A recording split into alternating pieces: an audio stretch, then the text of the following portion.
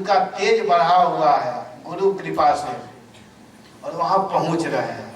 और जब गए तो इंद्र योषिताम, फिर इंद्र की पत्नियों को भयम प्रयुंजयन, भयभीत करते हुए। अब वहां जब जाते हैं तो इंद्र की जो पत्नी हैं वे भयभीत हैं।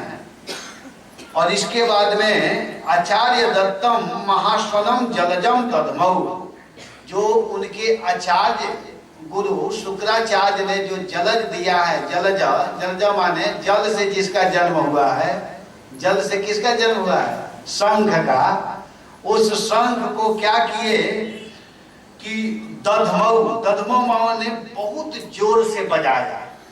और जब बलि महाराज उस शंख को बजाए तो तम बले परमम उद्यमम अभिप्रेत्य, उस बलि का महान उद्योग जान करके मघवान सर्व देवगण, इंद्र सभी देवताओं के साथ, मघवान, भगवान माने इंद्र, क्या किए कि सर्व देवगण, जितने देवता गण थे उन देवता गणों के साथ में गुरुम उपेत, गुरु बृहस्पति के पास जा करके ह एतद उवाच, अब बोलना प्रारंभ किए। इंद्र अपने देवताओं को लेकर के देवताओं के साथ में क्या करते हैं कि अपने गुरु बृहस्पति जी के पास में आए। जब बलि महाराज जाकर के स्वर्ग में अपने शंख को बजाए तो उस शंख के आवाज को सुन करके इंद्र के जो पत्नी हैं भयभीत हो गई, देवताओं की सभी पत्नियां भयभीत हो गई, हाय हाय करने लगी। और देवता लोग सीधे भागते हुए अपने गुरु महाराज के पास आते हैं। और इसके बाद में भगवान उद्यमो भूयान बलेरना पूर्व वैरिण अभिश्रेय यमिमं मन्ने केनासी तेजसोर्जित, भगवान न पूर्वम वैरिण, हे भगवान हमारे पुराने शत्रु बले भूयान उद्यम, बलि का बड़ा भारी उद्योग है। हमारा जो पुराना शत्रु बलि है उसका बहुत बड़ा उद्योग है। इमम और विषह्य मन्ने केन तेजसा ऊर्जिता, इसका मैं सामना नहीं करता। इसका इतना तेज बढ़ा हुआ, इतना बल बढ़ा हुआ है कि पता नहीं किसके तेज से यह इतना बड़ा अभिवृद्धि इसका हो रहा है। इतना तेज कहाँ से बढ़ रहा है, यह बल कहाँ से आया है, यह हमें समझ में नहीं आ रहा है। इमम उद्यमम बलि, इस उद्यम से बलि के तेज को हम नहीं सह सकते हैं। विश्वनाथ चक्रवर्ती पाद कह रहे हैं कि इमम उद्यमम बलि, इस उद्यम से इस बलि के तेज को हम लोग सह नहीं पा रहे हैं, नहीं सह सकते हैं। वह आसित आभूत, किस तेज से आज यह बलवान हुआ है यह हमें समझ में नहीं आ रहा है। आप कृपा करके बताइए। नैनम कर्चित कुतो वापी प्रतिव्योधिम अधीश्वर पिबन नीवो मुखो नेदम लिहन नीवो दिशो दश दहन नीवो दिशो दृग्भी संवर्ताग्निरो उत्थित।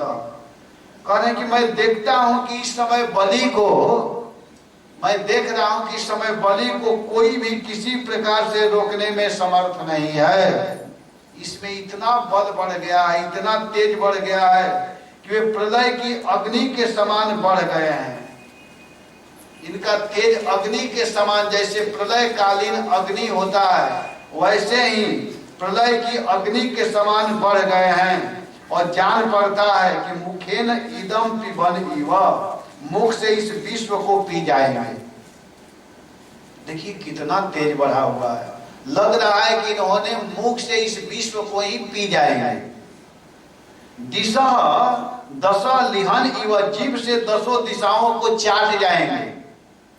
इनका जो जीभ है इस जीभ से दसों दिशाओं को चाट जाएंगे। और दृग्भी दिशा दहन इव, नेत्रों की ज्वाला से दिशाओं को भस्म कर देंगे। इनकी दृष्टि ऐसी दिखाई दे रही है, लग रहा है कि ये सभी दिशाओं को भस्म कर देंगे, जला देंगे। उपायों से इसका प्रतिकार नहीं किया जा सकता है। किसी भी प्रकार के युद्ध आदि से हम लोग किसी भी प्रकार से युद्ध करेंगे तो इससे इसका प्रतिकार नहीं कर सकते हैं क्योंकि ये बलि लगता है कि भूख से इस विश्व को खा जाएगा। लग रहा है कि ये इतना ज्यादा भूखा है कि संसार को ही खा जाएगा। हे गुरुदेव, आप कृपा करके ब्रूहि कारण में तस्य दुर्धस्त्वस्य महीद्रिपो मद्रिपो ओजः सहो बलं तेजो यत् एतद् समोद्यमः। ब्रूहि, ब्रूहि माने आप कृपा करके मुझे बताइए। हे गुरुदेव, आप कृपा करके मुझे बताइए कि ये तस्य मतः रिपो, मेरे इस शत्रु की इतनी बढ़ती का तेज कहां से बढ़ा है जिसे किसी भी प्रकार दबाया नहीं जा सकता। कारणम, क्या कारण है, इसका तेज कहां से आया है, इतना बलवान कैसे हो गया। जिस बलि को मैंने मार दिया था, मैंने समाप्त कर दिया था, मैंने नष्ट कर दिया था, आज वही बलि मेरे पास आ रहा है और इस तरह आ रहा है कि दसों दिशाओं को लग रहा है कि वो भस्म कर देगा, जला देगा। तो कृपा करके इसका कारण बताइए। ओजः सह बलम तेज, इसके शरीर, मन और इंद्रियों में इतना बल और तेज कहां से आ गया है कि यह एतत् समुद्यम, इसने इतनी बड़ी तैयारी करके चढ़ाई की है। आप कृपा करके बताइए, इतना तैयारी करके हम लोगों के ऊपर चढ़ाई कर रहा है, यत जिसके कारण इसके इंद्रियों में इतना बल बढ़ा हुआ है, जिससे यह बलि इतना बड़ा उद्यम स्वर्ग पर चढ़ाई कर रहा है। कृपया इसे बताइए। स्वर्ग पर चढ़ना कोई आसान बात थोड़े है, लेकिन यह कैसे चढ़ रहा है, आप कृपा करके बताइए गुरुदेव, हम सुनना चाहते हैं।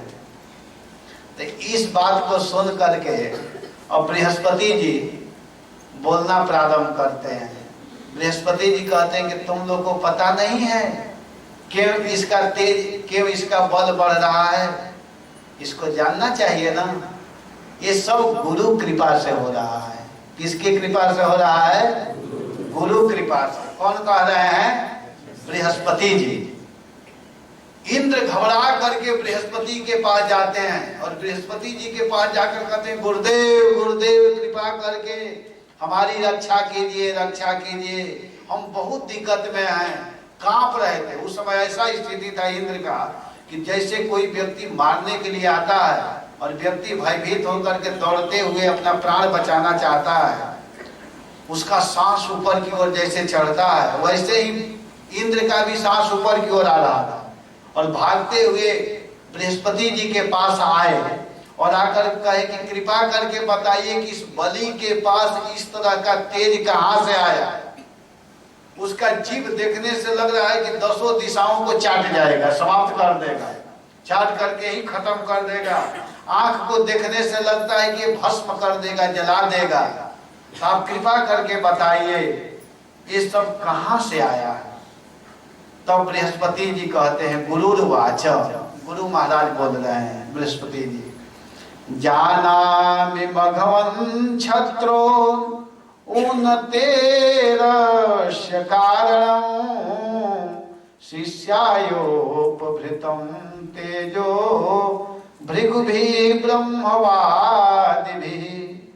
कह रहे हैं कि गुरु महाराज बृहस्पति जी ने कहा कि हे इंद्र, तुम्हारा जो शत्रु बलि है, इस बलि के तेज को जानते हो इंद्र। मैं तुम्हारे शत्रु बलि के उन्नति का कारण जानता हूं, मैं समझ रहा हूं, जान रहा हूं। ब्रह्मवादी भृगुवंशियों ने अपने शिष्य बलि को महान तेज देकर के शक्तियों का खजाना बढ़ा दिया है। बड़े बड़े जो ब्रह्मवादी भृगुवंशी हैं, जो ब्राह्मण लोग, शुक्राचार्य की कृपा है।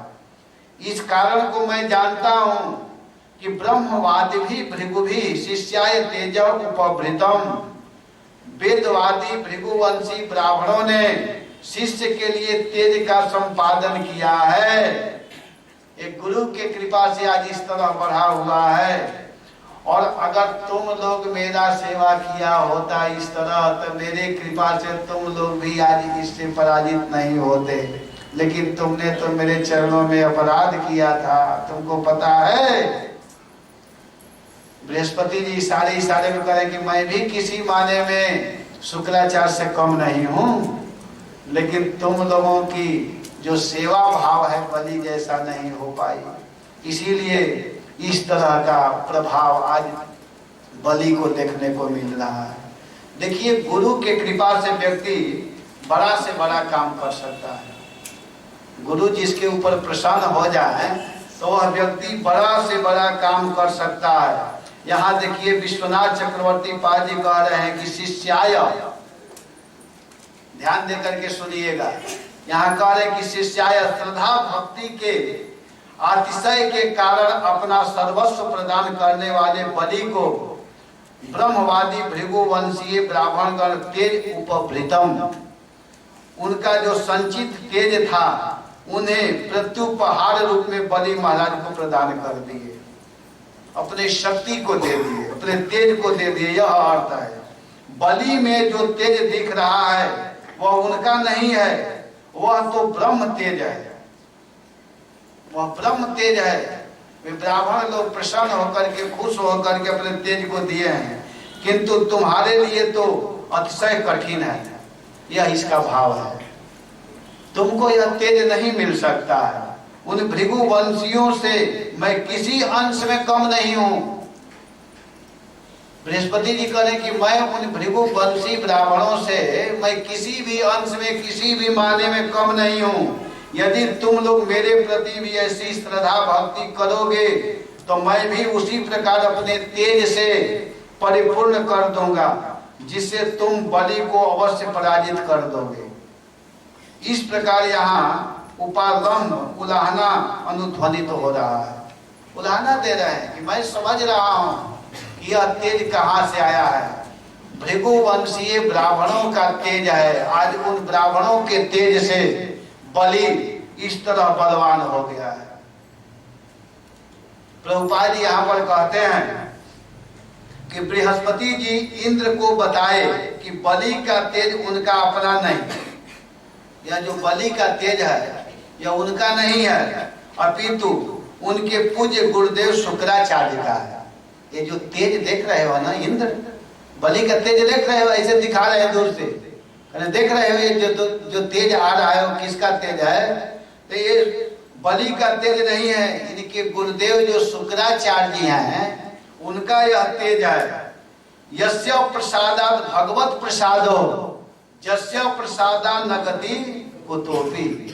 कह रहे हैं कि गुरु के प्रसन्न होने पर व्यक्ति को अद्वितीय शक्ति प्राप्त हो जाती है। जब गुरु प्रसन्न हो जाते हैं जिसके ऊपर, तो विशेषतया आध्यात्मिक उन्नति प्राप्त होती है। अगर अध्यात्म जगत के गुरु प्रसन्न हो गए तो उस व्यक्ति को आध्यात्मिक शक्ति प्राप्त होने लगती है। हम लोग देखे हैं, भक्तमाल में सुने हैं कि ऐसे ऐसे भक्त हुए हैं कि कुछ पढ़ाई नहीं किए लेकिन गुरु कृपा से सब ज्ञान प्राप्त हो जाता है, गुरु कृपा से भगवान प्राप्त हो जाते हैं, भगवान की प्राप्ति हो जाती है।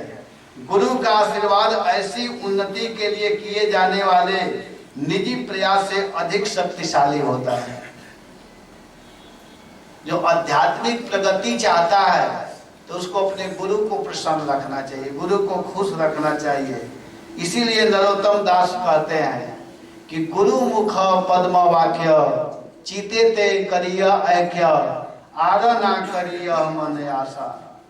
अगर कोई व्यक्ति गुरु के शब्द पर विश्वास करके अगर भजन भक्ति को करता है तो निश्चित भगवान सफलता देते हैं।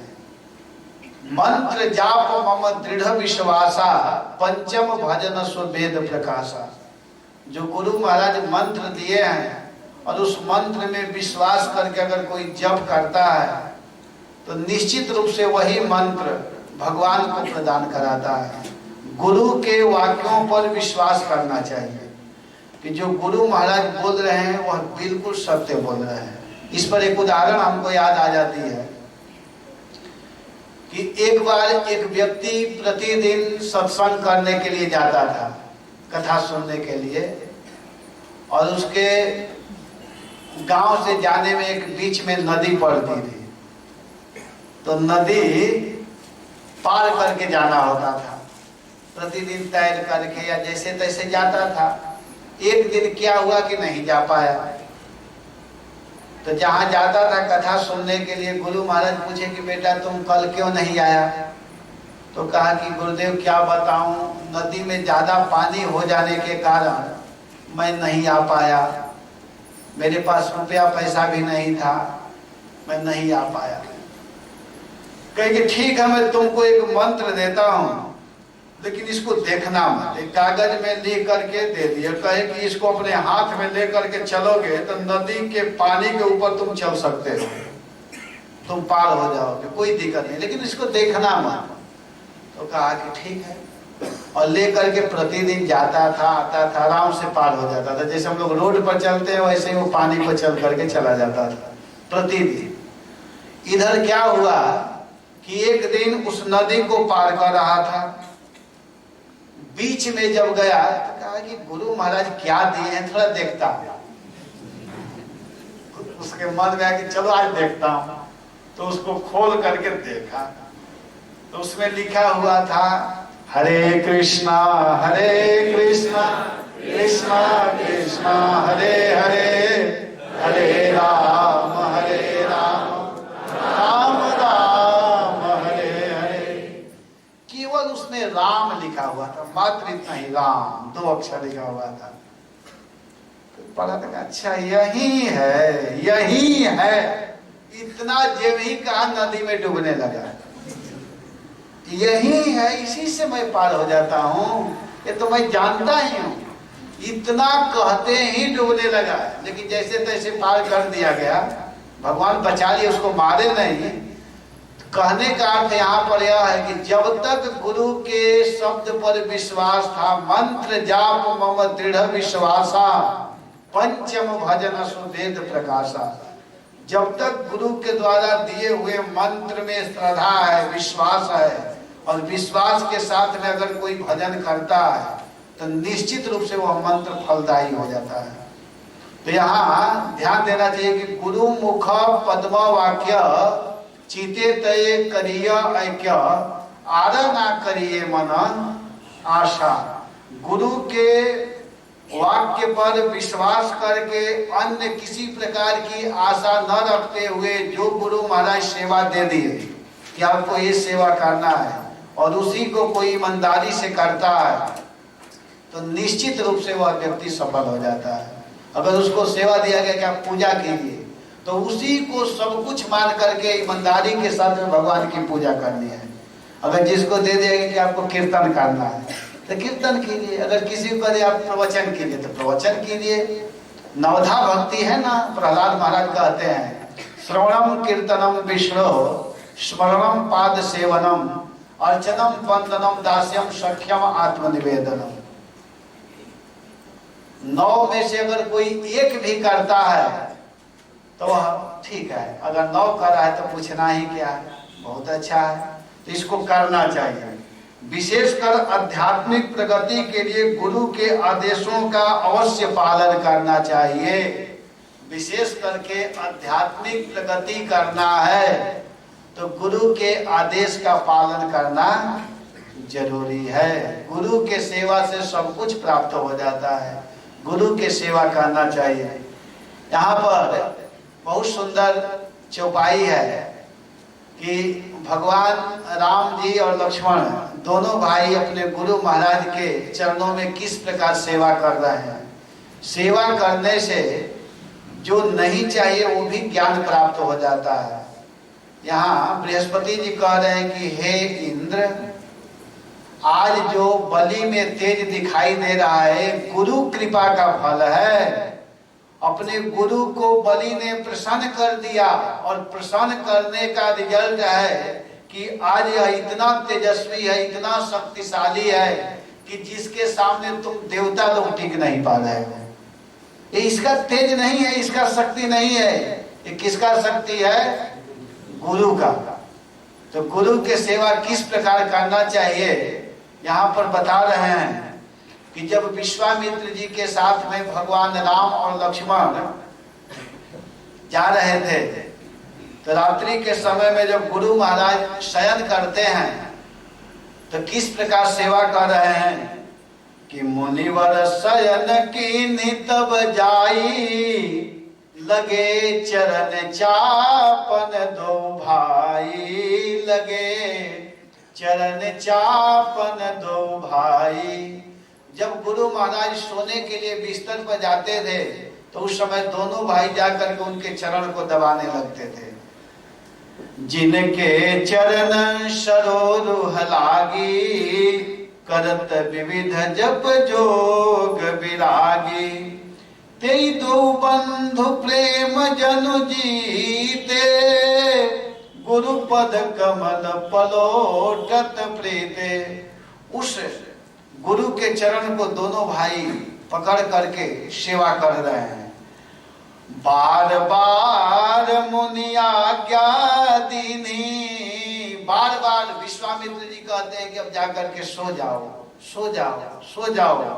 रघुबर जाई शयन तब कीन्ही।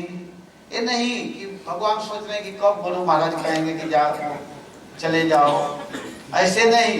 बार बार मुनि आज्ञा दीनी, कह रहे हैं विश्वामित्र जी की जाओ, सो जाना चाहिए, बहुत रात्रि हो गई। तो बार बार मुनि आज्ञा दीनी, रघुवर जाई शयन तब कीन्ही। इसके बाद भगवान सोने के लिए जाते हैं। और जब भगवान जाते हैं तो लक्ष्मण जी क्या करते हैं कि फिर वहां से जाकर के अपने भाई राम के चरण को लक्ष्मण दबाने लगते हैं। चापत चरण लखन उर लाए, सभय सप्रेम परम सचु पाए। पुनि पुनि प्रभु कह सोव तु ताता। और भगवान राम कह रहे हैं कि हे भाई तुम सो जाओ, बहुत रात्रि बीत गई है, सो जाओ। तो पौधे धरी उर पद जल जाता।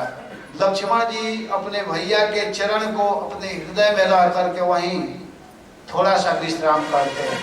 और राम जी से पहले जग जाते हैं लक्ष्मण जी, और इसके बाद में भगवान राम जगते हैं, और अंत में गुरु महाराज जगते हैं। ये सेवा की पद्धति है, गुरु को प्रसन्न करने का ये सब उपाय है कि गुरु की सेवा किस तरह करना चाहिए। शरीर से सेवा करना है, उनके वाणी का पालन करना, आज्ञा का पालन करना, ये गुरु सेवा है। तो अगर कोई इस तरह करता है तो निश्चित ही वह व्यक्ति अध्यात्म जगत में आध्यात्मिक प्रगति के लिए निश्चित ही वह अग्रसर होता है, आगे बढ़ता है। तो यहाँ पर प्रभुपाद जी कह रहे हैं कि बृहस्पति जी इंद्र को बताए कि बलि का तेज उनका अपना नहीं है, जो आज तेजस्वी दिखाई दे रहा है यह उसका तेज नहीं है, अपितु उनके पूज्य गुरुदेव शुक्राचार्य का यह तेज है।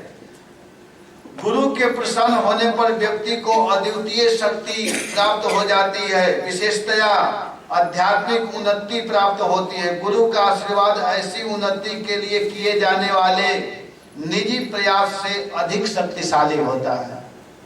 अगर अपना जो प्रयास करते हैं उससे ज्यादा शक्तिशाली क्या है? गुरु का आशीर्वाद। कोई कोई सोचते हैं कि अरे मैं प्रयास करूंगा तो निश्चित उस पद को प्राप्त कर लूंगा, मैं जरूर आगे बढ़ जाऊंगा। ठीक है, प्रयास करना चाहिए, लेकिन ये नहीं कि गुरु को नाराज करके प्रयास कीजिए। प्रयास करना जरूरी है, लेकिन यह कोशिश करना है कि मैं जो काम कर रहा हूँ इससे गुरु महाराज प्रसन्न है कि नहीं, खुश हैं कि नहीं। जाकर के बीच बीच में बताना चाहिए, पूछना चाहिए कि मुझे क्या करना है। और ये नहीं कि केवल पूछने के लिए, अगर महाराज कह दे कि नहीं नहीं आपको ये नहीं करना, ये करना है, तो नहीं, अब उस बात को नहीं मानेंगे। अगर हमारे लायक है तब तो ठीक है, नहीं तो नहीं। इसके लिए नहीं, गुरु महाराज जो कहे उसको करना चाहिए। तो इसको करने से निश्चित ही वह व्यक्ति आगे बढ़ता है। यहाँ कह रहे हैं कि भवद विधो भगवान आपी वर्जयितेश्वरम हरि नास्य सत्तः पुरस्थातुम कृतान तस्य यथा जना। ईश्वर हरिम वर्जयित्वा, सर्वशक्तिमान भगवान को छोड़ करके भवान वा भवद विधा अपि अस्य पुरस्थातुम सत्तः न, करें कि तुम या तुम्हारे जैसा और कोई भी इसके बलि के सामने उसी प्रकार नहीं ठहर सकता जैसे काल के सामने प्राणी। केवल एकमात्र भगवान को छोड़ करके बृहस्पति जी बोलने में सावधान हैं। कह रहे हैं कि ईश्वर हरिम वर्जयित्वा, केवल एकमात्र भगवान को छोड़ करके, भगवान तो कुछ भी कर सकते हैं, लेकिन भगवान को छोड़ करके तुम या तुम्हारे जैसा कोई भी प्राणी, ये मत समझो कि तुम्हारे जैसा कितना हो बलवान व्यक्ति आ जाए, वह इनके सामने बिल्कुल एक समय ठहर नहीं सकता है। इसलिए तुम लोग सावधान हो जाओ। योद्धुम अनेनाधुनाम निर्गच्छामि न वेति चेत अह भवद्विध इति। इस समय इस बलि से युद्ध करने के लिए निकलूं कि नहीं? मान लीजिए वो पूछे, इंद्र कहे कि हे गुरुदेव आप कृपा करके बताइए कि इस बलि से मैं युद्ध करने के लिए निकलूं कि ना निकलूं? तो इतना सुन करके, ऐसा पूछने पर बृहस्पति जी कहते हैं कि भवद विध इत्यादि, अर्थात एकमात्र ईश्वर को छोड़ करके, ईश्वर हरिम वर्जयित्वा, एकमात्र भगवान को छोड़ करके, हरि को छोड़ करके तुम या तुम्हारे जैसा और कोई भी बलि को नहीं हरा सकता है, नहीं पराजित कर सकता है। समझा? इसमें इतना तेज बढ़ गया, इतना शक्ति बढ़ गया है, इतना शक्तिशाली हो गया है बलि कि इसके सामने कोई भी टिक नहीं सकता है। तो मान लीजिए पूछे कि अब मैं क्या करूं? तस्माद यूयम सर्वै त्रिविष्टपम निलयम उत्सृज्य हया। इसलिए तुम सभी लोग, तस्माद इसलिए, निलयम उत्सृज्य यूयम सर्वे त्रिविष्टपम यात कालम प्रतीक्षन्तो यात शत्रु विपर्यय।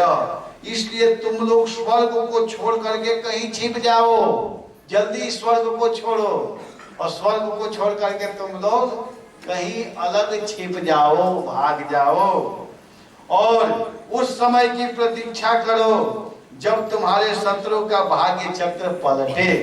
भाग्य चक्र पलटे मतलब जब तुम्हारे शत्रु के गुरु महाराज नाराज हो जाए तब तक का प्रतीक्षा करो। जब तक इसके ऊपर गुरु प्रसन्न रहेंगे, जब तक इसका तेज रहेगा, तुम लोग पराजित नहीं कर सकते हो। एतत् समयोचितम मंत्र, करें कि अतएव समयोचित मंत्रणा दीजिए। वो पूछ रहा है कि सही मंत्रणा दीजिए, मैं क्या करूं? इंद्र के ऐसा कहने पर बृहस्पति जी कहते हैं, विश्वनाथ चक्रवर्ती पाद को आनंद आ रहा है, इसलिए इस पर टीका लिखते हुए कहते हैं कि एतत् समयोचितम मंत्र, हे गुरुदेव इस समय हम लोगों को क्या करना है, समयोचित मंत्रणा दीजिए, कोई उपाय बताइए, बिल्कुल मुझे तो समझ में ही नहीं आ रहा है।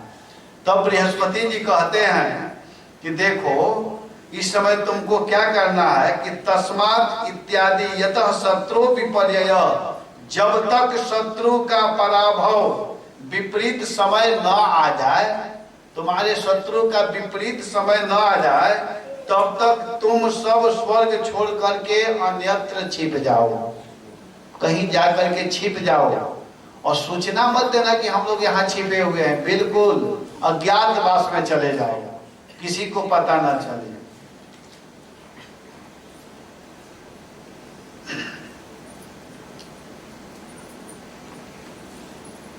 इस समय ब्राह्मणों के तेज से बलि के उत्तरोत्तर वृद्धि हो रही है, उसकी शक्ति बहुत बढ़ गई है। जब यह उन्हीं ब्राह्मणों का तिरस्कार करेगा तब अपने परिवार परिकर के साथ नष्ट हो जाएगा। जिन ब्राह्मणों से तेज बढ़ा हुआ है और उन्हीं ब्राह्मणों के चरणों में जब यह अपराध करेगा तब वह अपने परिवार वालों के साथ में, परिकर के साथ में नष्ट होगा। संप्रति विप्रबल उदरक, इस समय ब्राह्मणों के तेज से इसकी बल की उत्तरोत्तर वृद्धि हो रही है। तेषाम एवं अपमानेन, जब यह उन्हीं ब्राह्मणों का तिरस्कार करेगा, तेषाम एवं उन्हीं ब्राह्मणों का अपमानेन, अपमान तिरस्कार करेगा, तब स अनुबंध विनक्ष्यति, अपने परिवार और परिकर के साथ में नष्ट हो जाएगा। जब तक यह अपमान नहीं करेगा, तिरस्कार नहीं करेगा, तब तक के लिए तुम लोग प्रतीक्षा करते रहो, इंतजार करते रहो। केनास्य विपर्यय स्यात् इत्यत्र आह ऐसा इति विप्राणानाम बले नोदकम उत्तरोत्तर मधिकम फलम यस्य स। बलि का पराभव किस रूप में होगा तथा कब होगी, इस प्रश्न के अपेक्षा करके कहते हैं ऐसा इत्यादि। ब्राह्मण इनके उत्तरोत्तर समृद्धि के कारण है। ब्राह्मण जो है यही इसके उत्तरोत्तर वृद्धि के कारण है, ब्राह्मणों को खुश किया है। देखिए, जिसको आगे बढ़ना है, यहाँ शिक्षा है कि जिस व्यक्ति को आगे बढ़ना है उसको साधु वैष्णवों को प्रसन्न रखना चाहिए। अपने घर में कोई संत महात्मा आते हैं, साधु आते हैं, तो उनकी सेवा करनी चाहिए। जैसे नंद जी गर्गाचार्य जी जब उनके यहाँ गए थे तो गर्गाचार्य जी को देख करके बहुत प्रसन्न हुए थे, बहुत खुश हुए थे। कैसे खुश हुए थे तो भागवत में पढ़ लीजिएगा, लिखा हुआ कि तम दृष्ट्वा परम प्रीत प्रत्युत्थाय कृतांजलि आनर्चजाधोक्षजमति। जब गर्गाचार्य जी को नंद बाबा देखे तो देख करके इतने प्रसन्न हुए कि क्या कहा जाए। देखे कि मेरे घर पर ब्राह्मण देवता आए हैं, गर्गाचार्य जी आए हैं, तो उनको देख करके तम दृष्टवा परम प्रीत, तम माने उस गर्गाचार्य को दृष्टवा देख करके परम प्रीत अत्यंत प्रसन्न हुए। ये नहीं कि देख मेरे कहाँ से ब्राह्मण साधु आ गया मेरे घर, दुखी नहीं हुए, प्रसन्न हुए, खुश हुए। और खुश होकर के इतने प्रसन्न हुए, और प्रसन्न होकर के इतना ही नहीं, प्रत्युत्थाय कृतांजलि, अपने दोनों हाथों को जोड़ लिया। ऐसे दोनों हाथ जोड़ लिए। पहले तो प्रसन्न हुए, देखे तो कहे आई आई आई आई आई, आज मेरा सौभाग्य है, मेरे यहाँ वैष्णवों का आगमन हो रहा है, आज मेरा जीवन धन्य हो गया, ऐसे कहना चाहिए। ये नहीं कि कहाँ से आ गए, हम लोग आनंद में थे, कहाँ से टेंशन हो गया, प्रसाद बनाना पड़ेगा, ऐसे नहीं सोचना चाहिए। पहले तो देख करके क्या कहना चाहिए कि तम दृष्टवा परमा प्रीत, पहले तो प्रसन्न हुए, और इसके बाद प्रत्युत्थाय, तुरंत उठ गए आसन से। ये नहीं कि बैठे आ जाइए, अभी आ जाइए, आप बैठे, ऐसे नहीं, देख करके तुरंत आसन को छोड़ दिए, प्रत्युत्थाय, और तुरंत उठ गए, और उठ करके कृतांजलि, दोनों हाथ जोड़ लिए। ये तरीका है साधुओं को सेवा करने की, कि कैसे अपने घर में भक्तों की सेवा करनी है, कैसे ब्राह्मणों की सेवा करनी है, इसको सीखना चाहिए। तो खड़े हो गए और हाथ जोड़ लिए, और हाथ जोड़ करके अपने दिमाग में सोचने लगे कि डायरेक्ट हमारे घर में भगवान का ही आगमन हो गया। अधोक्षज धियमति, अधोक्षज भगवत बुद्धि होते हुए उनको अपने घर में लाए, और ला करके सुंदर आसन पर बैठाए। और बैठाने के बाद में क्या करते हैं कि सम्मान करते हुए कहते हैं कि हे गर्गाचार्य जी, हम तो एक घर गृहस्थी में फंसे हुए व्यक्ति हैं। कौन कह रहे हैं मालूम है? भगवान के पिताजी, कोई साधारण व्यक्ति नहीं कह रहा है, नंद जी कह रहे हैं, जो भगवान के पिता हैं, कह रहे हैं कि हे भगवान, मैं तो घर गृहस्थी में रहने वाला व्यक्ति, हम लोगों को समय नहीं मिलता है, कहीं जाने का, सत्संग करने का समय नहीं मिलता है। आज मेरा सौभाग्य है कि महद विचलनम नृणाम गृहणाम दीन चेतसाम नृश्रेयसाय भगवन नान्यथा कल्पते क्वचित। आप जैसे महापुरुषों का आगमन, आप जैसे संतों का आगमन, आप जैसे वैष्णवों का आगमन, आप जैसे ब्राह्मणों का आगमन हमारे जैसे व्यक्ति के कल्याण के लिए होता है। क्योंकि आपको किसी प्रकार की वस्तु की आवश्यकता नहीं है। सच पूछिए तो साधु लोग किसी के लेते नहीं हैं, दूसरे को देते हैं, वो देने के लिए विचरण करते हैं। आपको कोई आवश्यकता नहीं, कोई जरूरत नहीं है, लेकिन आप मुझ जैसे व्यक्ति को देने के लिए आए हैं। अपने स्थान को छोड़ करके, अपने जगह को छोड़ करके महत विचलन जहां से विचलन, विचलन माने फिसलन। आप एक जगह रह करके भजन कर सकते हैं आनंद के साथ में, लेकिन आप उस स्थान को छोड़ करके अपने भक्ति भजन को थोड़ा सा बाधित करते हुए भी हम लोगों के कल्याण के लिए आप आए हैं। मैं इस बात को समझ रहा हूं, आप कृपा करने के लिए आए हैं। आज मैं आपका क्या सेवा करूं? एकदम दैन्य भाव में होकर के नंद बाबा गर्गाचार्य जी के चरण को पकड़ लेते हैं और कहते हैं कि आज मेरा जीवन धन्य हो गया कि आज मेरे घर आप आए हैं। इस प्रकार ब्राह्मणों को और वैष्णवों की सेवा करनी चाहिए। जब तक कोई सेवा नहीं करेगा संतों को, वैष्णवों को, भक्तों को, तो भगवान को प्राप्त करना बहुत मुश्किल है। भगवान कहते हैं, भागवत में बहुत वर्णन है कि अगर कोई वैष्णवों को खिलाता है, ब्राह्मणों को खिलाता है, तो समझो कि मैं ही खा रहा हूँ। जब ब्राह्मण लोग खा करके प्रसन्न होते हैं, वैष्णव खा करके प्रसन्न होते हैं, तो मुझे बहुत आनंद आता है, मैं प्रसन्न हो जाता हूँ, खुश हो जाता हूँ। तो यहाँ पर कह रहे हैं कि देखिए, इस प्रकार एक एषः विप्रवलोर्दर्गः संप्रत्यर्जित विक्रम तेषामेवापमानेन सानुबंधो विनक्ष्यति।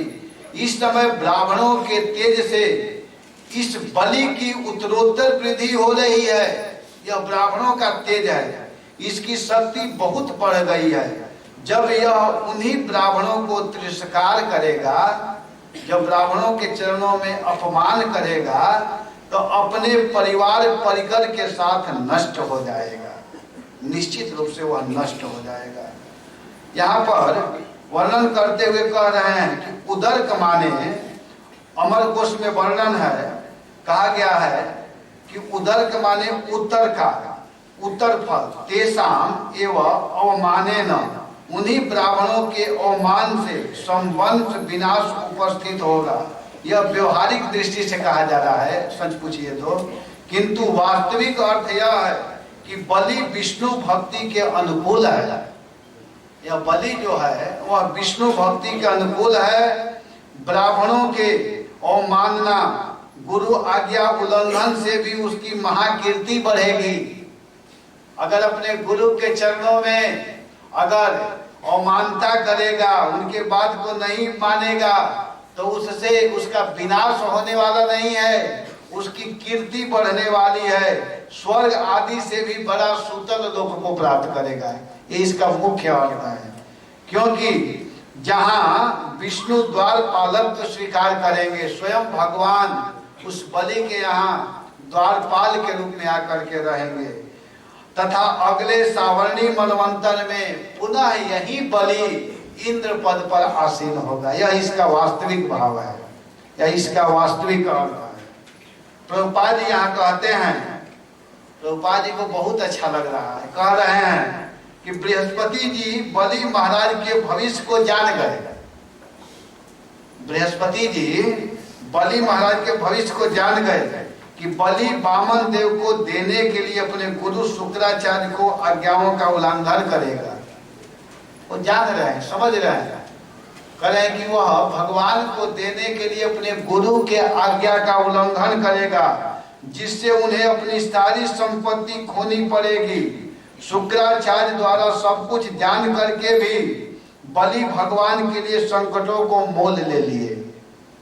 उनको मालूम हो गया कि ये कोई ब्राह्मण नहीं, ये तो भगवान है और भगवान मांगने के लिए आए हैं। शुक्राचार्य जी आगे कहेंगे, हम लोग कथा में सुनेंगे, कहेंगे कि आप इसको मत दो, क्योंकि ये कोई साधारण ब्राह्मण नहीं है जिसको तुम देने के लिए जा रहे हो।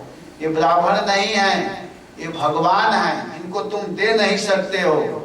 इतना जानने के बाद में भी बलि महाराज ने उन संकटों को अपने ऊपर मोल ले लिया। निसंदेह, यहाँ पर उपाधि कह रहे हैं कि निसंदेह कृष्ण भावनामृत में उन्नति के लिए कोई भी संकट मोल लिया जा सकता है। भगवत भक्ति के कारण बलि को आशातीत लाभ हुआ और भविष्य में 8वें मनवंतर में वह बलि इंद्र बनेंगे।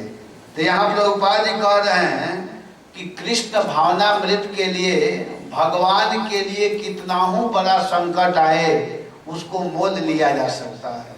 भगवान के भक्ति में अगर कोई बाधक बन रहा है, भगवान के भक्ति में बाधक बन रहा है तो उसको छोड़ा जा सकता है। एक जगह का उदाहरण है कि भगवान के भक्ति में गुरु बाधक बने तो गुरु को छोड़ दिया गया। भगवान के भक्ति में भाई बाधक बने तो भाई को छोड़ दिया गया। माता बाधक बनी तो माँ को छोड़ दिया गया, पिता को छोड़ दिया गया। प्रहलाद महाराज अपने पिता का त्याग कर दिया, किया ना। प्रहलाद महाराज हिरण्यकश्यप को छोड़ दिए क्योंकि भगवान के भक्ति में हिरण्यकश्यप बाधक बन रहा था।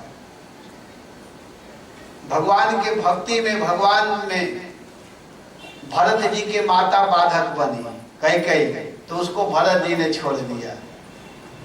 विभीषण जी के भाई रावण बाधक बना तो विभीषण जी अपने भाई रावण को छोड़ दिए। यहाँ बलि महाराज अपने गुरु को छोड़ेंगे और उधर यज्ञ पत्नियां, ब्राह्मण पत्नियां जब भगवान को देने के लिए जा रही हैं तो उनके पति लोग रोक रहे हैं कि नहीं नहीं मत जाओ, कहाँ जा रही हो। तो अपने पति को छोड़ करके भगवान को प्राप्त करने के लिए गई, भगवान को देने के लिए गई। तजो पिता प्रहलाद विभीषण, भरत जी अपने महतारी का त्याग कर दिए, माता का त्याग किए। तो ये सब यहाँ पर शिक्षा है, बहुत सुंदर शिक्षा है। देखिए मैया यशोदा, मैया यशोदा क्या की कि भगवान को ही छोड़ दी। आप लोग देखिए उखल बंधन प्रसंग में कि भगवान को अपने गोद में लेकर के मैया यशोदा स्तन का पान करा रही थी, दूध पिला रही थी। इससे बड़ा सुख और क्या हो सकता है? इससे भी बड़ा कोई सुख है? लेकिन जब भगवान पी रहे थे आनंद के साथ में, मैया पिला रही थी, बगल में दूध गर्म हो रहा था। तो दूध सोचने लगा कि अरे आज तो बहुत बड़ा गड़बड़ होने वाला है। क्या गड़बड़ी है कि मैया के स्तन में जो दूध है वो कभी समाप्त होने वाला नहीं है। और कृष्ण इतने आनंद में होकर के इस दूध को पी रहे हैं और मैया पिला रही है, तो फिर मैं किस सेवा में आऊंगा? दूध सोच रहा है। पहले के दूध सोचता था और आजकल के आदमी भी नहीं सोचते हैं। पहले का जो दूध है वो सोच रहा है कि मैं दुआ करके क्या करूंगा, मेरा जीवन किसी काम का नहीं। तो सोच रहा था, तो सोचा कि अरे मैं दुआ करके क्या करूंगा, अच्छा है कि इनके सामने ही आत्महत्या कर दूं। तो दूध ऊपर आने लगा, और जब दूध ऊपर आने लगा तो मैया यशोदा सोचती है अरे जब दूध जल जाएगा तो फिर हमारा लाला क्या पिएगा। तो कृष्ण सेवा के लिए कृष्ण को भी छोड़ दी मैया, कृष्ण को नीचे रह करके दौड़ते हुए दूध बचाने के लिए जा रही है। तो यहाँ विश्वनाथ चक्रवर्ती पाजी वहां भी टीका लिखते हैं, कहते हैं कि भगवान के सेवा के लिए भगवान को भी छोड़ा जा सकता है। भगवान के सेवा के लिए, भगवान के प्रचार के लिए अगर भगवान को भी छोड़ना पड़े तो कोई बात नहीं। तो यहाँ देखिए बहुत सुंदर बात है कि कृष्ण भावनामृत में उन्नति के लिए कोई भी संकट को मोल लिया जा सकता है कि हमारी कृष्ण भावना भावित कैसी बनी रहेगी, कैसे हम अपने चित्त को भगवान में रखेंगे, इसके लिए कोई भी मोल लिया जा सकता है। भगवत भक्ति के कारण बलि महाराज अपने गुरु महाराज की आज्ञा को नहीं माने। देख लिए कि गुरु महाराज यहाँ ठीक नहीं कह रहे हैं, तो भगवान के लिए मना कर रहे हैं तो ठीक नहीं है। हम भगवान का सेवा करने जा रहे हैं, भगवान के लिए मैं देने के लिए जा रहा हूँ, तो वहाँ नहीं मानते हैं। तो इस बात को हम लोगों को ध्यान देना चाहिए। इसके बाद यहाँ कहते हैं सुखदेव गोस्वामी वर्णन करते हुए कह रहे हैं कि एवं सुमंत्रितार्थास्ते गुरुरार्थानुदर्शिना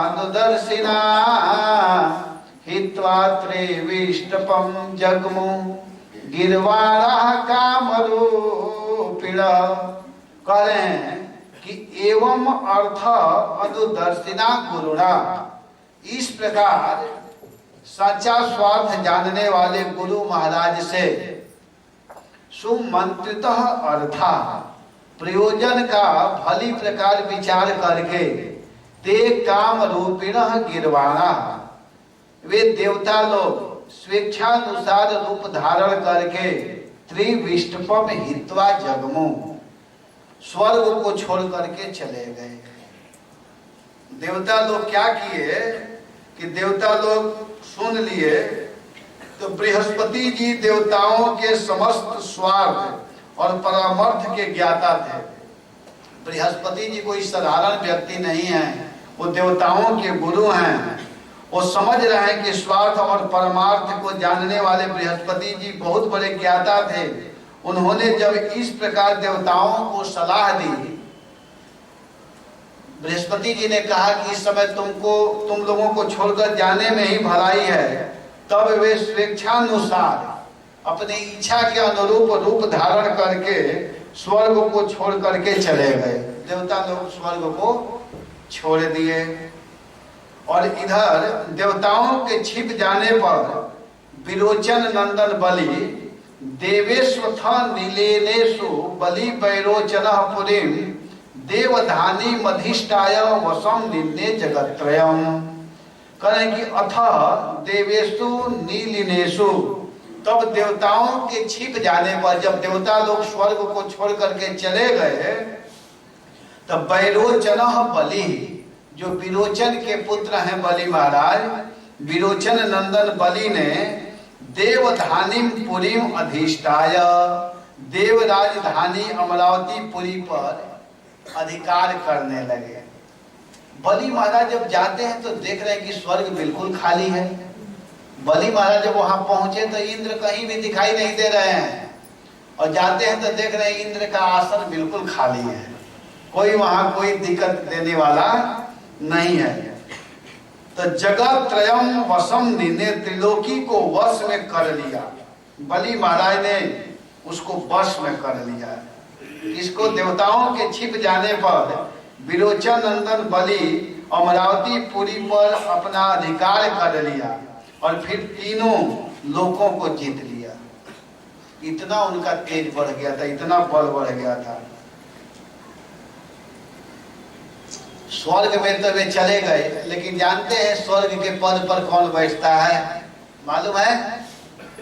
जो व्यक्ति 100 अश्वमेध यज्ञ करता है वही इंद्र के पद पर बैठता है।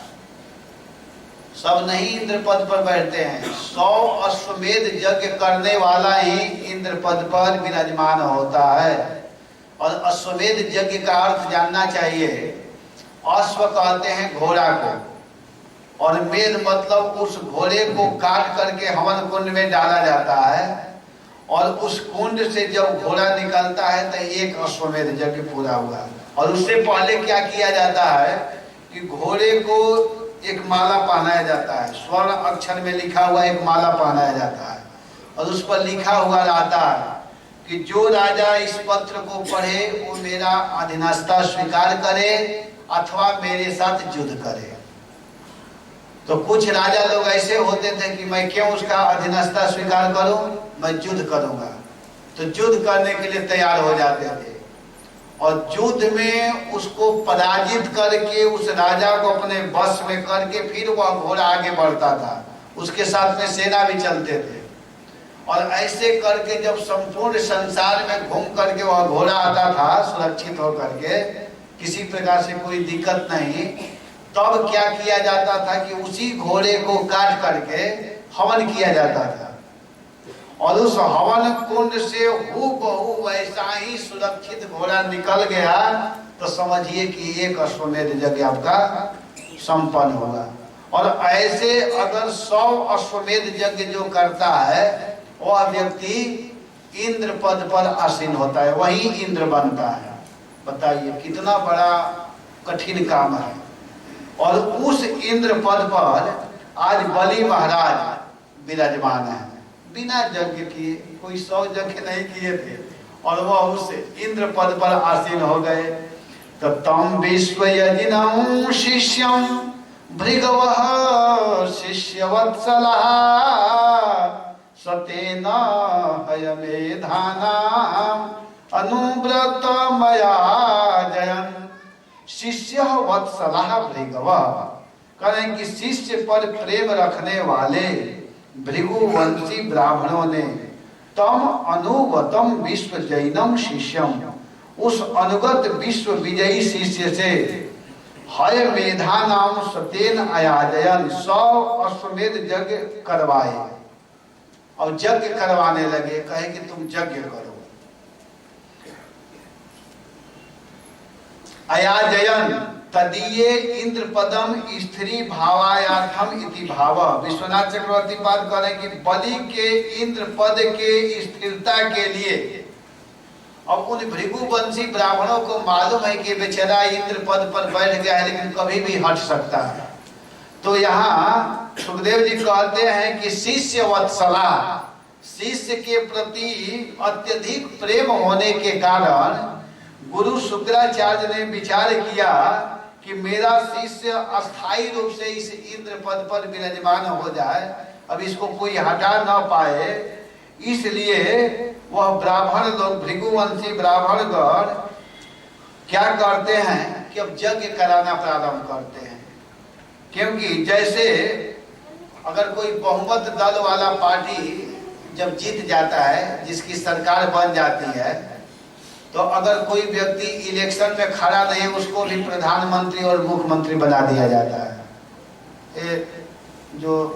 ये सब जानते हैं, उनको पता है इलेक्शन के विषय में कि जिसकी पार्टी आ जाती है तो जिसको चाहे उसको मंत्री बना सकता है, उसको पद दे देता है। लेकिन नियम है कि कानूनतः उसको 6 महीना के अंदर में एक इलेक्शन में जिताया जाता है और उसको सांसद बना करके प्रधानमंत्री पद पर बैठाया जाएगा, और मुख्यमंत्री बनना है तो उसको विधायक जिताना पड़ता है, विधायक बना करके। तो इसी तरह यहाँ शुक्राचार्य जी को मालूम है कि कानूनतः यह सांसद जी नहीं है, प्रधानमंत्री पद पर तो बैठ गए हैं लेकिन सांसद पद से जीते नहीं है, तो इसलिए इनको जिताना जरूरी है। तो जिताने के लिए इनको तो यज्ञ करना पड़ेगा, बिना यज्ञ किए जबरदस्ती आकर के बैठ गए हैं साहब, तो इनको तब जिताया जाए। तो इसलिए अब यहाँ यज्ञ कराया जा रहा है। इधर करें कि ततः तदनुभावेन भुवनत्रय विस्तृतम कीर्ति दीक्षुम वितन्वानः सरेजे उडुरादिव। कहते हैं कि ततः तद अनुभावेन, उन यज्ञों के प्रभाव से बलि की कीर्ति, विस्तृतम कीर्तिम भुवनत्रय, कीर्ति कौमुदी तीनों लोकों से, दीक्षु वितन्वानः, बाहर भी 10 दिशाओं में फैल गई। जब यज्ञ चल रहा था तो उस यज्ञ के कारण बलि महाराज का जो जस है, जो कीर्ति है, वह 10 दिशाओं में फैल गई। सभी जगह जहाँ देखिए वहीं बलि बलि बलि हो रहा है। और 100 उडुराड इवरेज, और वे नक्षत्रों के राजा चंद्रमा के समान शोभायमान हुए। जैसे नक्षत्रों के राजा चंद्रमा हैं, वैसे ही उनकी शोभा बढ़ रही है, उनकी शोभा सब जगह छाई हुई है। ततः तत् अनुभावेन, उन यज्ञों के प्रभाव से, उस यज्ञ के प्रभाव से, विस्तृतम कीर्तिम भुवनत्रय, कीर्ति कौमुदी तीनों लोकों से, दीक्षु वितन्वाना, बाहर भी 10 दिशाओं में फैल गई। अगर जिस व्यक्ति को अपने जस को भी फैलाना है तो यज्ञ में भाग लेना चाहिए। जो ज्यादा तेजस्वी बनना चाहता है, जो महान बनना चाहता है, जो चाहता है कि मेरा नाम हो, जस हो, तो इसके लिए भी यज्ञ में भाग लेना चाहिए। और सबसे बड़ा यज्ञ क्या है? सबसे बड़ा यज्ञ जिसमें हम लोग बैठे हुए हैं, भागवत से बढ़ करके और कोई यज्ञ नहीं है। हजारों अश्वमेध यज्ञ से बढ़ करके एक भागवत कथा है। अगर कोई एक भागवत कथा करा लेता है तो समझिए कि सहस्रों अश्वमेध यज्ञ उसके सामने कुछ भी नहीं है, भागवत के समान कुछ भी नहीं है। सुखदेव गोस्वामी जिस कथा को कहे हैं, इस कथा को कोई सुनता है, कहता है, तो समझिए कि वो बहुत बड़ा यज्ञ कर रहा है।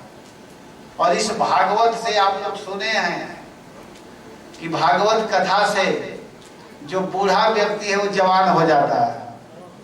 भक्ति महारानी के दोनों लड़के वृद्ध हो गए थे, मालूम है ना आप लोगों को, ज्ञान और वैराग्य। इतने वृद्ध हो गए थे कि भक्ति महारानी रो रही थी वृंदावन में। वृंदावन में बैठ करके रो रही थी, नारद जी मिल गए। और नारद जी को देख करके भक्ति महारानी कहती है कि भो भो साधो क्षणम तिष्ठ मत चिंताम अपि नाशय। हे महात्मा जी रुक जाइए, थोड़ा सा रुक जाइए। महात्मा जी कहे क्या है, तुमको क्या दिक्कत है? तो मैं बहुत बड़ी चिंता में हूँ। मत चिंताम अपि नाशय दर्शनम तव लोकस्य सर्वथा गहरम परम।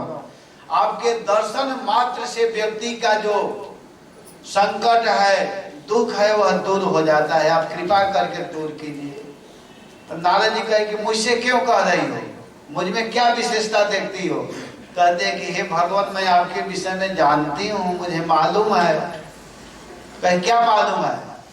तो भक्ति महारानी क्या कहती हैं मालूम है आप लोगों को? आप लोग जानते हैं क्या कहती हैं? कहती है कि जयति जगति माया जस्य काया धवस्ते वचन रचन मेकम केवलम चाकलय ध्रुव पदम पियातो यत् कृपातो ध्रुवयम् सकल कुशल पात्रम ब्रह्मपुत्रम नतास्मि। हे नारद जी, हे ब्रह्मा के पुत्र नारद, आपके विषय में मुझे जानकारी है, मालूम है कि आपके एक शब्द को सुन करके जो 5 वर्ष का लड़का ध्रुव है वह ध्रुव पद को प्राप्त कर लिया। आपने मंत्र दिया ओम नमो भगवते वासुदेवाय, और आपने बताया कि मधुबन में जाओ और वहां जाकर के भगवान कृष्ण के भक्ति को करो।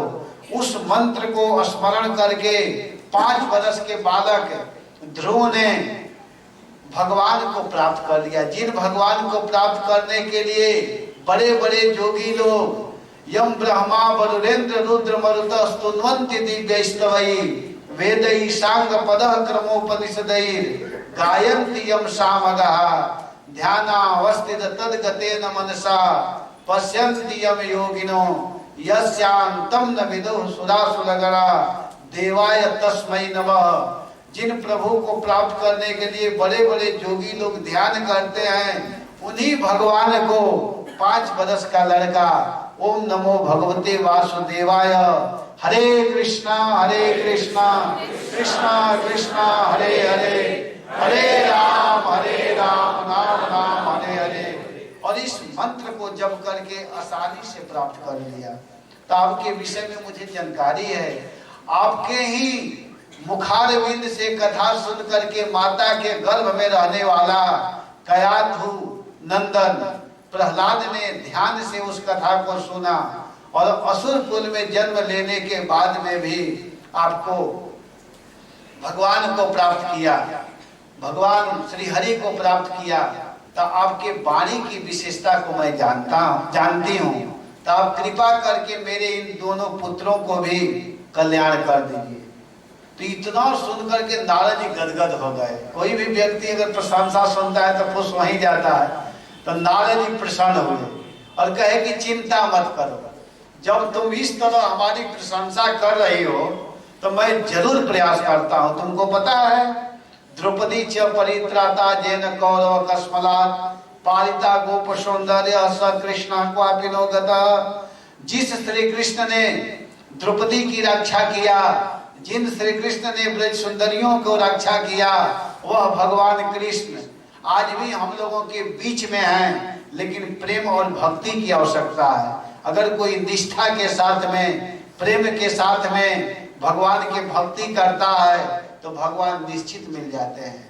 भगवान परिश्रम को और प्रेम को देखते हैं। अगर कोई प्रेम करता है तो भगवान निश्चित मिलते हैं। स्वमातु श्रीन गात्राया विस्त्रस्त कमल स्रज दृष्ट्वा परिश्रमम कृष्ण कृपया शिष्य बंधने।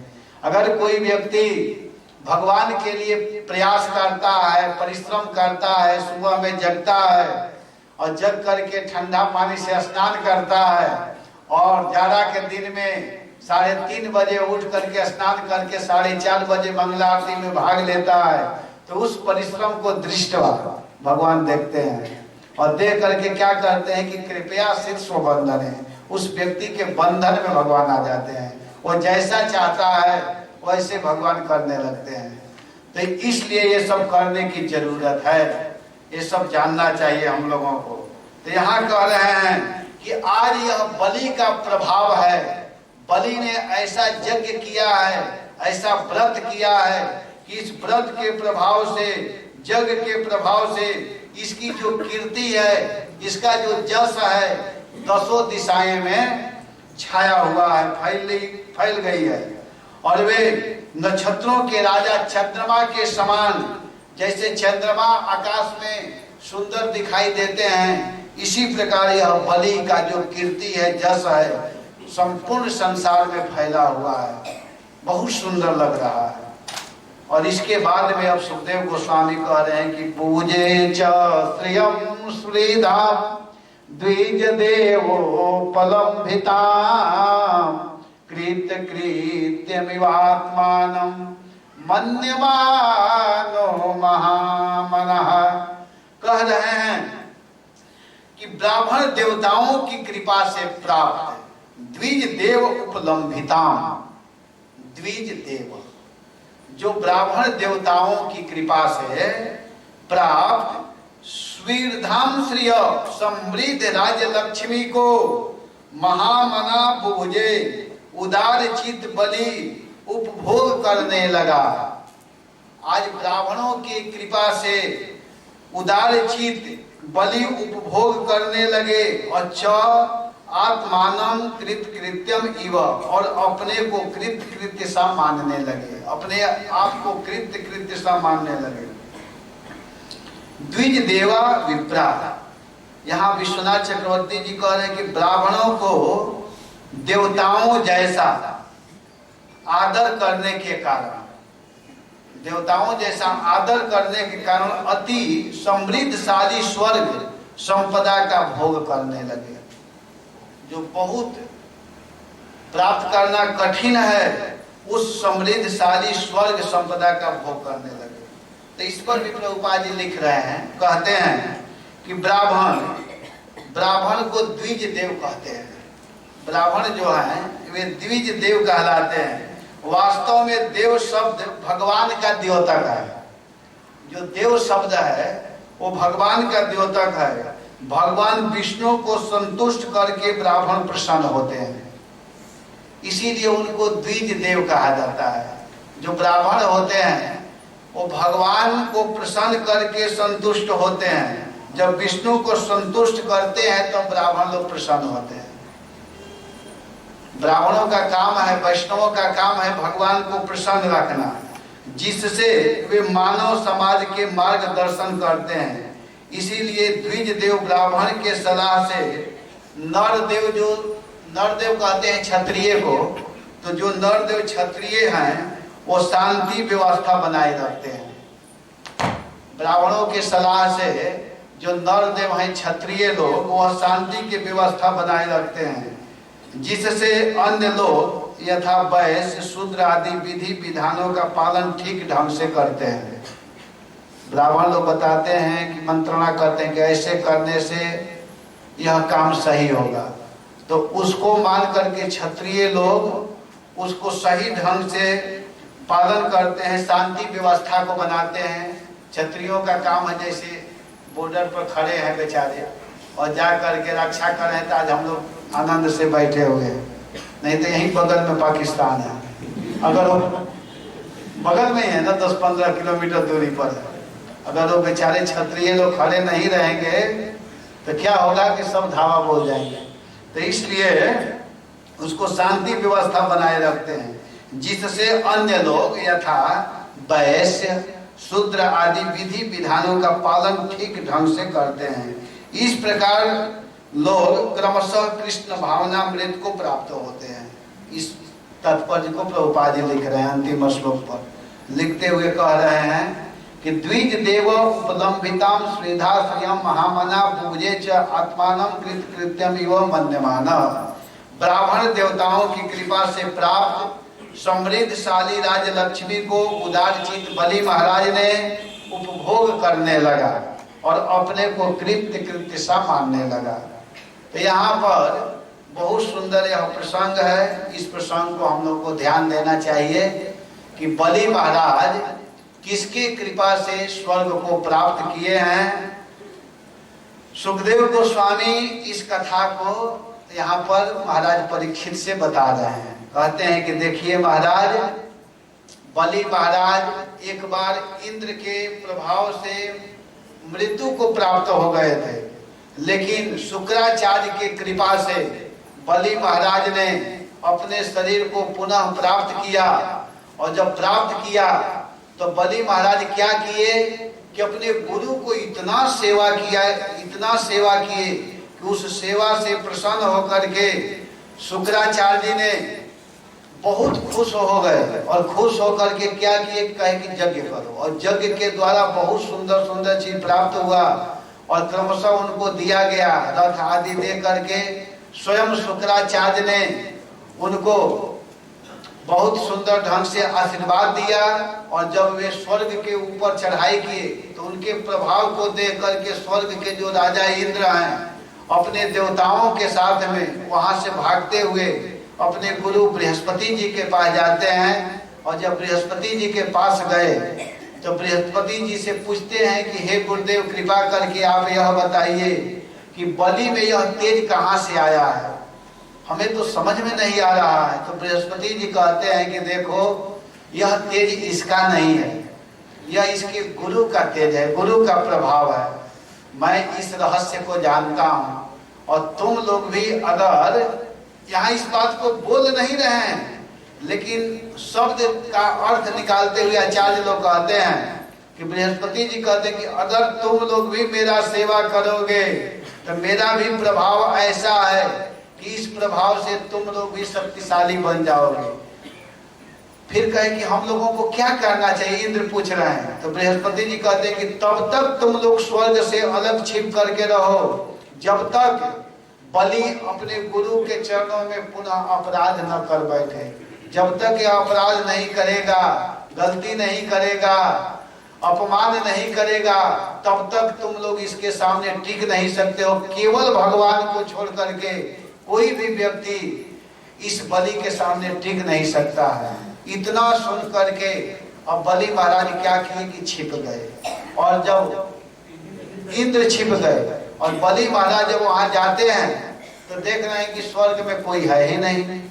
आनंद से आसन पर बैठ गए। और आसन पर बैठ गए तो शुक्राचार्य विचार करने लगे कि मेरा शिष्य बेचारा इस सिंहासन पर बैठा है, तो मैं चाहता हूं कि ऐसा ही बैठा रहे, क्योंकि शिष्य के प्रति उनका प्रेम है, स्नेह है, शिष्य वत्सलता के कारण। और शुक्राचार्य ने यज्ञ प्रारंभ कराया। अब यज्ञ चलेगा, ये सब कथा हम लोग आगे सुनेंगे, कल के कथा में सुनेंगे कि माता अदिति किस प्रकार अपने पति कश्यप जी के पास में जाती है और उदास अवस्था में है। तो कश्यप जी पूछेंगे कि तुम क्यों उदास हो, और उदासी के कारण जानने के बाद में उपाय बताएंगे। सब कथा कल हम लोग सुनेंगे। हरे कृष्ण, जय श्री कृष्ण।